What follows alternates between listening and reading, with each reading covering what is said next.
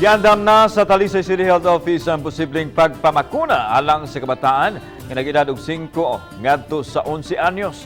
Ano ang report ni Femari Dumabo? Mapalig Dr. Ray Cesar Bautista sa Talisay City Health nga nakadawat sila og mga pangutana kung nabakunahan na ba ang 11 anyos paubos. Sa pagkakaroon, daghan pa ang mga hamtong ang mga bata nga nag-edad sa 12 hangtod sa 17 anyos nga nagpabakuna sa mga vaccination sites sa Dakbayan. Apan bisan pa niini, andam gihapon ang Talisay City Health Office nga mobakuna sa 5 anyos hangtod sa 11 anyos kung aduna na sila'y lagda nga madawat. We get inquiries all the time, daghang kay mangutana. Pero ang amo lang ikatubag nga waiting ra kita sa directives from above. Sa unang adlaw nga pagbukas ug balik sa vaccination site dinhi sa Gaisano SRP, buntag pa lang kapin na sa 600 ang ilang nabakunahan.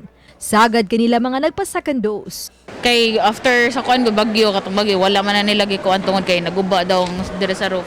So pag ingon nila nga okay na dire, so second dose dayon para okay na tanan. Ang uban usabang nagpa-booster shot sa manining usa ka inahan kay alang kaniya mas masaligon siya nga lawas gikan sa kagaw kun makapa-booster shot na.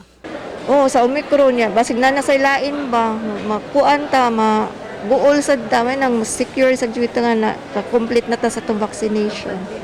Nya ako mga anak, ako sa gipa-second dose karon. Enthusiastic ang mga tao, ma'am. Actually, bisan katong wata na makuna, daghang kay mga manawag, mangutana. Nya karon first day na to, expected gigayo daghang kay na wa pa mag-hiring uban. So tomorrow we're expecting more. Uban ni Jun Solonog Rod Prado. Ako si Femari Dumabok. Balitang Bisdak.